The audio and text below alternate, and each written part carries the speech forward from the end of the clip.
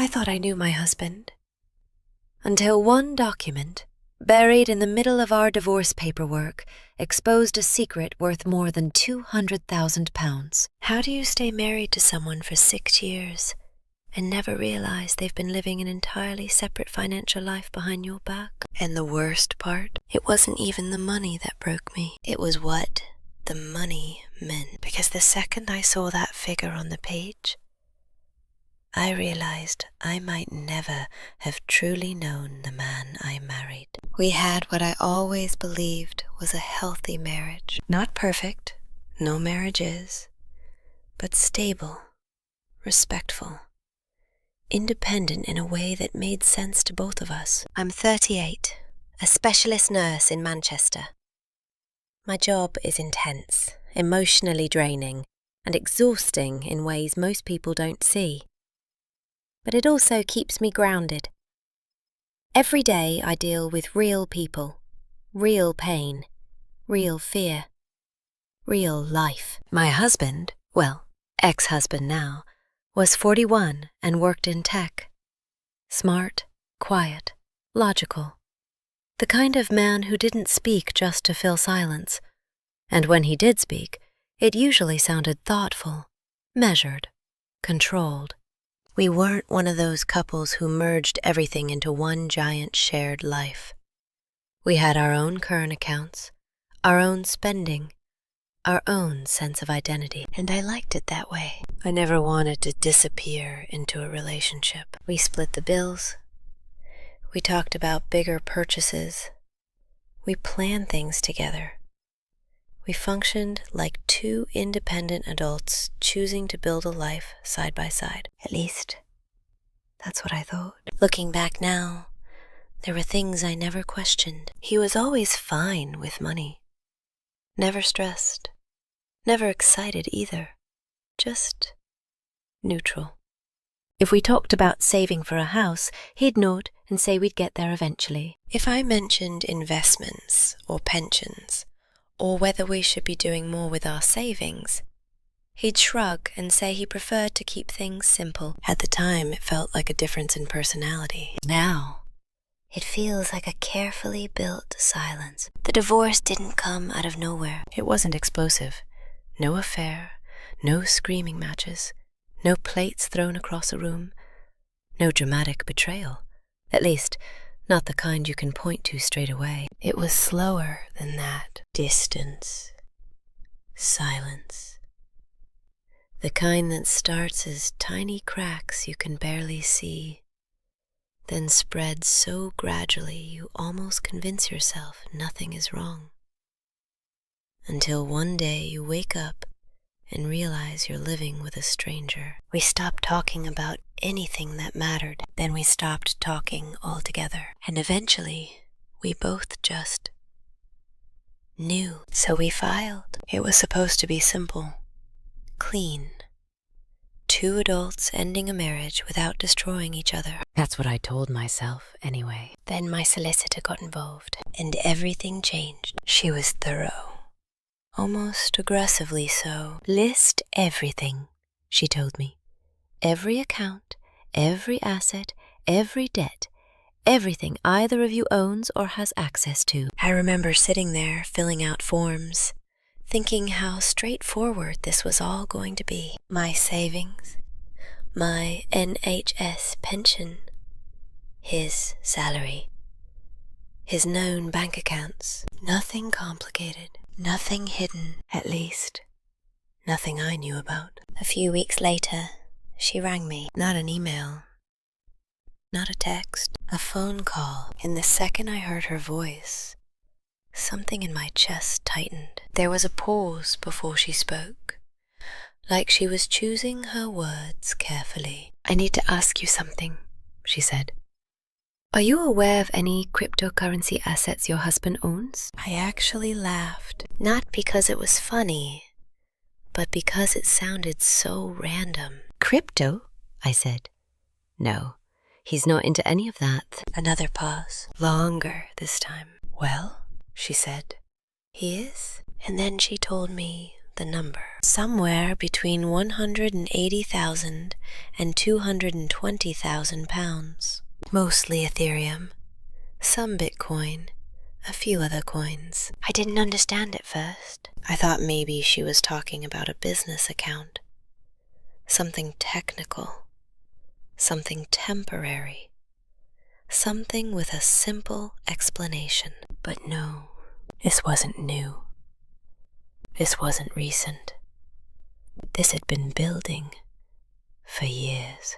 Years. While we were planning our future. While we were discussing whether we could realistically afford a bigger flat. While I was picking up extra shifts at the hospital because I thought we needed the money, he was sitting on a 6-figure investment. And he never told me, not once. I remember going completely quiet on the phone. Not crying.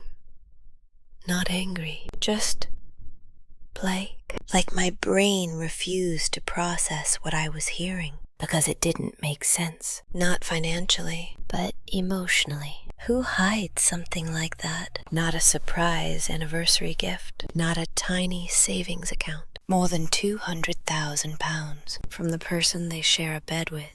For 6 years, I kept replaying moments in my head. All the conversations we'd had about money. All the times I'd asked, "Are we all right financially?" All the times he'd said, "Yeah, we're fine." He wasn't exactly lying, but he wasn't telling the truth either. And somehow, that felt worse. Because it meant every answer he gave me was technically correct, while still hiding the reality of his life. It felt calculated, controlled, intentional. And that's when the real pain hit. Not the money, not the legal mess that came after, but the realization that I had been living next to someone who was actively choosing not to let me see the full picture of who he was. I thought we were partners, but partners don't do that, do they? The legal side of it turned into a nightmare almost immediately, because now it wasn't just about divorce. It was about disclosure.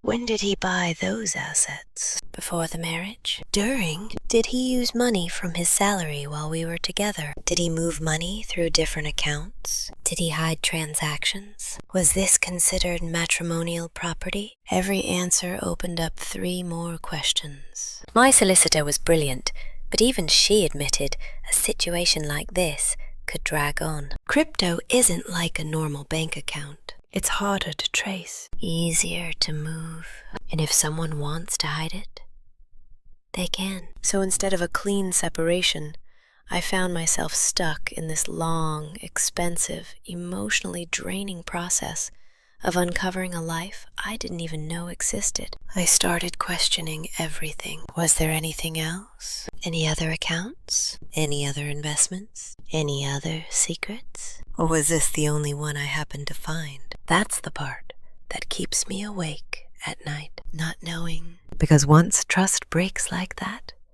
it doesn't break in one place. It fractures everything. I don't even know what hurts more. The fact that he hid the money, or the fact that he was capable of hiding something that big from me for that long without ever slipping, without ever once making me question him. That level of control, it scares me. And I kept asking myself the same question again and again. If I hadn't found this during the divorce, would I ever have known? Or would I have spent the rest of my life believing I was in a completely honest marriage? That's the part I can't let go of, because it makes me feel like my entire reality was incomplete. Like I was living inside a version of our life that he had carefully edited for me. And now I'm here, in the middle of solicitors, paperwork, dates, figures, timelines, trying to separate what was real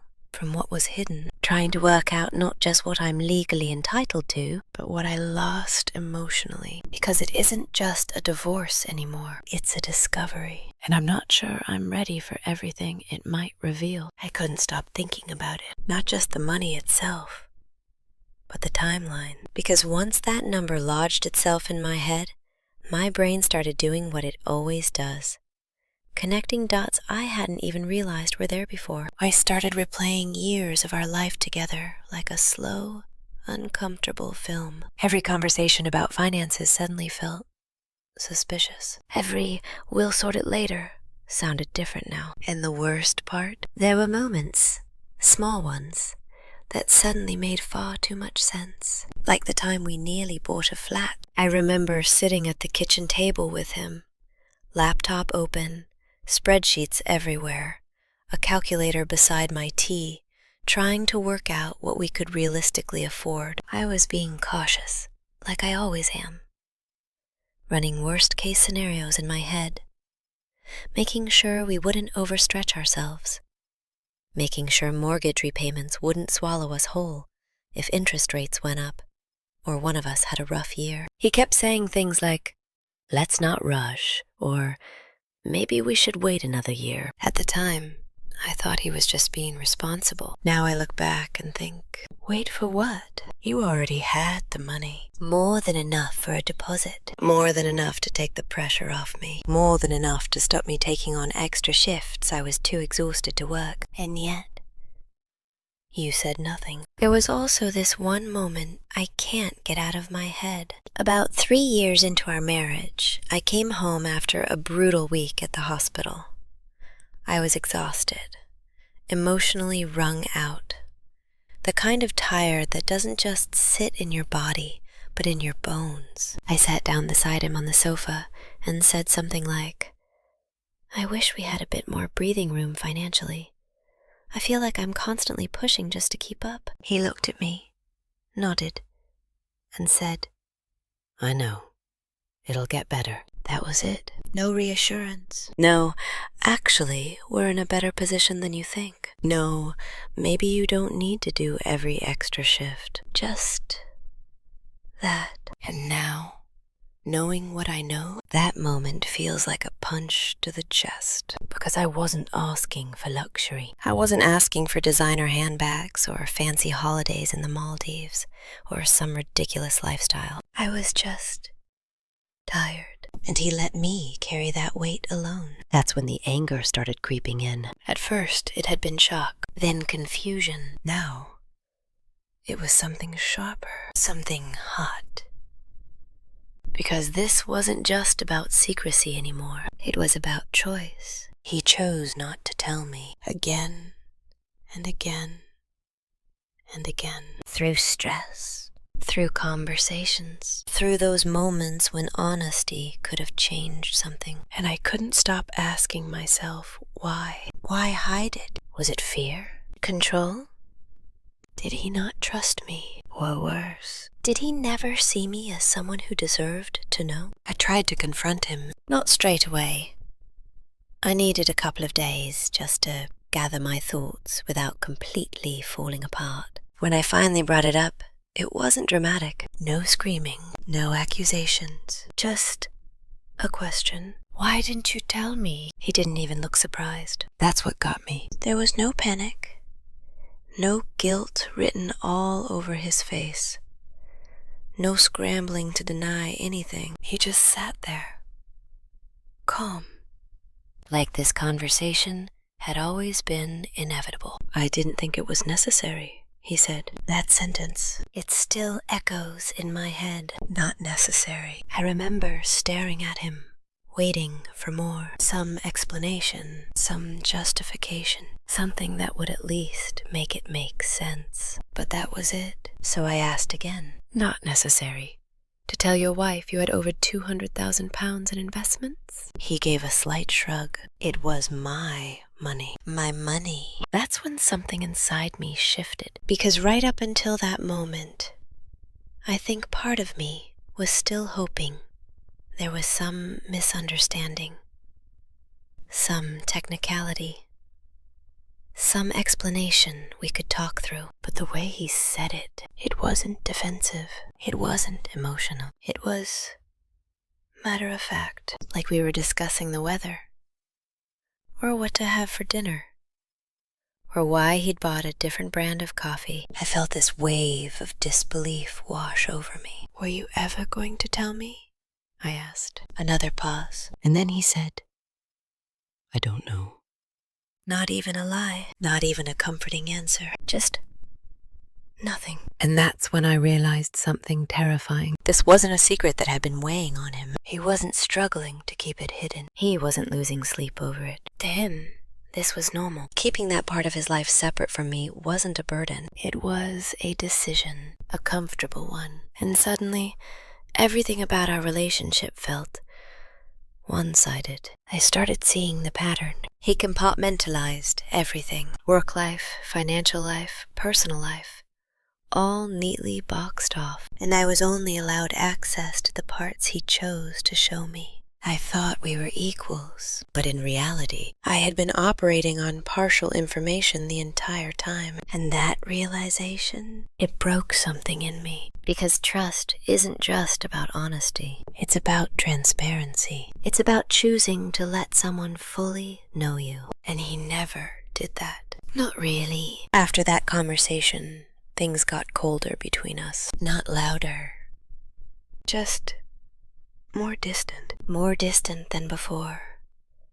If that was even possible. The legal process intensified too. My solicitor started digging deeper. We needed timelines, transaction histories, proof of when the assets had been acquired, because that would determine everything. If he bought into crypto before we got married, some of it might be treated as separate. If it had grown significantly during the marriage, that growth might be shared. But nothing about it was straightforward. Crypto values fluctuate constantly. Records aren't always neat. And if he had been moving things around strategically, it could get very complicated very quickly, which meant more time, more fees, more stress. I started feeling like I was drowning in information I didn't fully understand. Wallet addresses, transaction hashes, exchange histories, dates that blurred together, figures that changed depending on the market. It was overwhelming,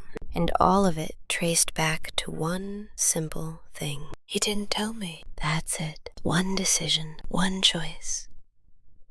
That turned what should have been a straightforward divorce into something messy, expensive, and emotionally draining. There were nights I couldn't sleep, not because of the money, but because my brain wouldn't stop spiraling. If he could hide this, what else could he hide? Were there other investments, other accounts, other parts of his life I never saw? Or was this it? And honestly, I don't know which answer frightens me more, because if this was the only secret, then it means he was capable of something this big. And if it wasn't, then I may never know the full extent of what was hidden. I also started questioning myself, which is something I didn't expect. Was I naive? Did I miss obvious signs? Was I too trusting? Too independent? Did our decision to keep separate finances make this easier for him? I used to think that independence was one of the strengths of our relationship. Now I wonder if it created a distance I didn't fully understand. Or maybe he simply used it as an excuse.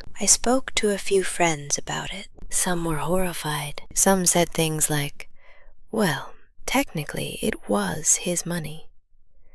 And I get that. I do.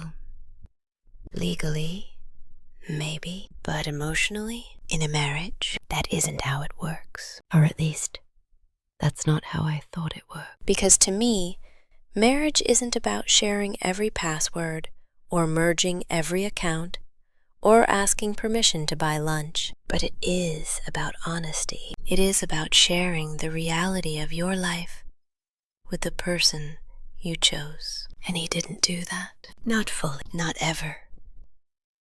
Now I'm stuck in this strange space where I'm grieving something I thought I had. Not just the relationship, but the version of it that existed in my head. The version where we were honest with each other. The version where we were truly partners. And I don't know how to process that yet. I don't know how to separate the man I thought he was from the man he actually is. But I'm starting to realize something. This was never just about money. It wasn't really about crypto. It was about control, about boundaries that were never communicated, about a life he kept partially hidden because he believed he had the right to. And maybe He did, legally. But emotionally, that's a different story. And I was still trying to work out where I stood in that. At some point, the anger stopped feeling sharp and started feeling heavy, like something that just sat in my chest all day, pressing down on me no matter what I was doing. I still went to work. I still showed up, still smiled at patients, still did everything I was meant to do. But there was this constant noise in the back of my mind, a quiet, persistent thought. How did I not see this? And the more I sat with it, the more I realized maybe I wasn't supposed to, because he didn't slip. Not once. There was no accidental notification flashing up on his phone, no strange bank statement left on the side, no panicked midnight conversation. Nothing.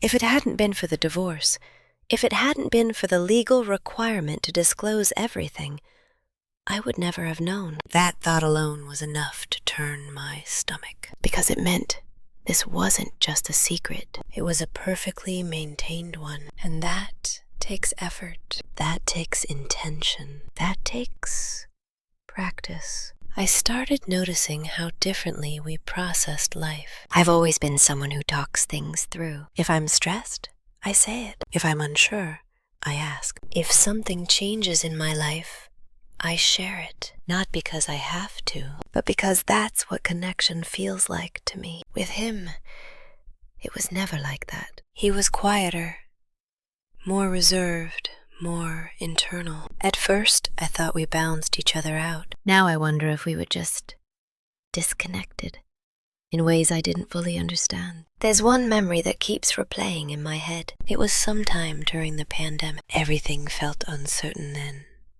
Work, health, money, the future. I remember sitting on the sofa with him, scrolling through the news, feeling this awful sense of anxiety building in me. And I asked him, "Do you ever worry about all of this?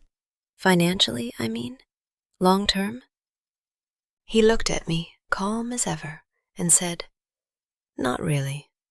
Things usually work out." At the time, I envied that calm. Now I realize, of course he wasn't worried. He had a safety net I didn't even know existed, and he chose not to share it, not to comfort me, not to ease the fear I was carrying. That realization hit me harder than almost anything else, because it wasn't just about hiding money. It was about withholding reassurance, withholding partnership, withholding support. And that's when the sadness really settled in. Not loudly, not dramatically, just steadily. Like grief, because I wasn't just losing a marriage. I was losing the belief that we had ever truly been on the same team. The legal process didn't make any of it easier. If anything, it made it worse. Because now everything was being dissected. Every transaction, every date, every movement of funds. My solicitor walked me through it, step by step, trying to determine what portion, if any, might be considered part of the marital pot. Some of the investments may have started before we married, but a large amount of the growth happened while we were together, which meant nothing was clear-cut. There were arguments both ways. And of course, his solicitor pushed back hard.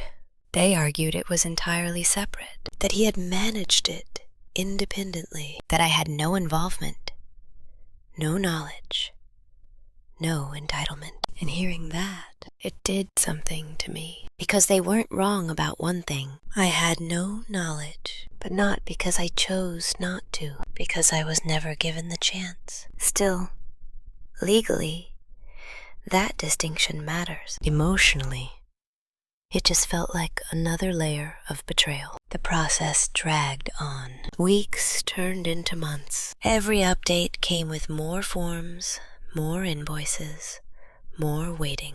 I started feeling exhausted in a way I can't fully explain. Not physically, but mentally, emotionally. Like I was stuck in a loop I couldn't get out of. And then, one evening, something shifted. I was sitting alone in my flat. No television, no music, just silence. And for the first time in weeks, I stopped thinking about him. Not the money, not the case, not the questions, just nothing. It was brief, but I noticed it, and it made me realize something important. I had been trapped, trying to understand him, trying to make his choices make sense, trying to find some explanation that would give me closure. But maybe there isn't one. Maybe the answer really is as simple as what he said. It was my money, not deep, not complicated, just the way he sees the world. And the more I thought about that, the more I started shifting my focus away from him and back to myself. What do I actually believe a relationship should be? What do I need in order to feel safe with someone? What does trust really look like to me? Because clearly, whatever we had, it wasn't aligned. And maybe it never was. I started setting small boundaries. Not with him. We barely spoke outside legal communication anyway. But with myself, I stopped checking for updates obsessively. Stopped replaying old conversations in my head every night. Stopped trying to rebuild a version of the past that made everything make sense. Instead, I focused on what I knew. I showed up. I was honest. I shared my life. I gave what I believed partnership should look like. And if he didn't meet me there, that's on him, not me. That thought didn't fix everything, but it gave me a little peace. For the first time since all of this began, I didn't feel like I was the one who had done something wrong. I wasn't naive.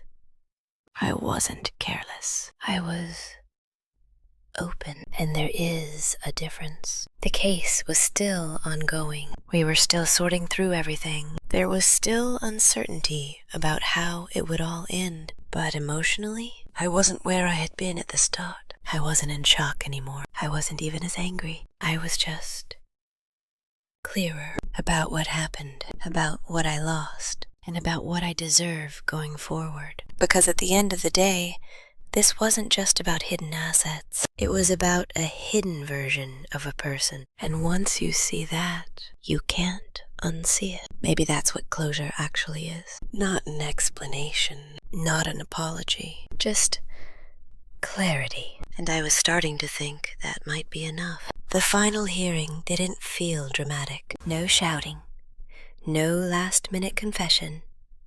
No cinematic ending where everything suddenly makes sense. Just a room, neutral walls, harsh lighting, two solicitors, two people who used to share a life, now sitting on opposite sides, barely looking at each other. I remember glancing at him once, just once, trying to see if there was anything there. Regret, guilt, even discomfort. But his face looked the same as it always had. Calm, controlled, unreadable. And for the first time, I didn't try to decode it. Because I realized something sitting in that room. It didn't matter anymore. Not for my healing, not for my future. The legal outcome ended up being somewhere in the middle. A portion of the crypto, specifically some of the gains made during the marriage, was treated as part of the marital assets.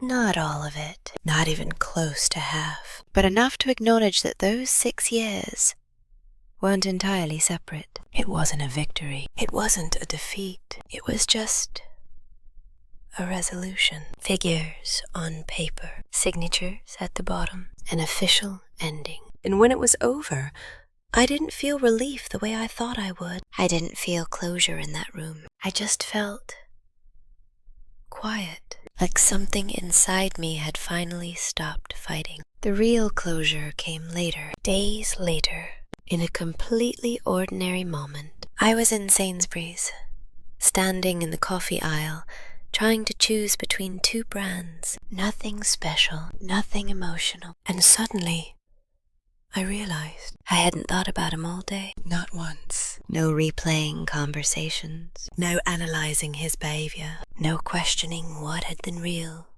and what hadn't. Just silence. And that's when it hit me. This is what moving on feels like. Not dramatic. Not loud. Just space. The kind of space you don't notice at first, but once you do, you realize how heavy everything used to be. I went home that day, made myself dinner, sat on the sofa, and for the first time in a very long time, I felt like I was actually present in my own life again. Not stuck in the past, not trapped in questions that would never have satisfying answers. Just here. And strangely, that's when I started to understand the whole thing differently. Not to excuse him, not to justify what he did, but to see it clearly. He didn't hide the money because of me. He hid it because of who he is, because of how he sees control, independence, privacy, and maybe fear. I'll probably never know the full reason, and I've made peace with that, because I don't need to understand him completely in order to understand what I deserve. And I deserve transparency, not perfection, not joint accounts for everything, not total financial merging, not some artificial version of togetherness, but honesty. The kind that doesn't leave you discovering entire sections of someone's life in a solicitor's office. Looking back now, there were two versions of our marriage. The one I experienced and the one he managed. And for a long time, I thought losing that marriage meant losing something real. But now, I see it differently. I lost an idea, an incomplete version of the truth. And as painful as that realization was, it also gave me something I never expected: freedom. Because now I know exactly what I won't accept again. I won't ignore silence and call it personality. I won't mistake emotional distance for stability. And I won't assume that because something feels calm, it must be honest. If anything, this experience has made me sharper, more aware, not cynical, just clearer. There is a difference. And I carry that with me now, not as baggage, but as understanding. I've started rebuilding my life in small ways. Nothing dramatic, just intentionally. Spending more time with people who genuinely show up. Taking fewer extra shifts and letting myself rest without guilt. Saying what I feel instead of minimizing it. Trusting my instincts when something feels off. And most importantly, trusting myself, because for a while, I didn't. I questioned everything. My judgment, my awareness, my ability to see people clearly. But I've come to realize something. Being deceived doesn't mean you're incapable of seeing the truth. It just means someone else made a determined effort to hide it. And that isn't a reflection of your worth. It's a reflection of their choices. If you've ever been in a situation like this, where you discover something that completely changes your understanding of a person, I want to ask you something. Would you rather know the truth late, or live comfortably inside a version of reality that was never complete? Because as painful as this was, I'd still choose to know every single time. And maybe that's the real takeaway. Not the money, not the legal battle, not even the betrayal itself, but the clarity that comes after. The kind that lets you rebuild something better, with someone who doesn't leave you wondering whether you're only seeing half the picture. If you've ever been through something like this, I'd genuinely like to hear your perspective. What would you have done in my position? And do you think some things in a relationship can stay private? Or should everything important be out in the open? Let me know what you think. And if stories like this stay with you, follow for more. Because sometimes the biggest lessons come from the truths we never saw coming.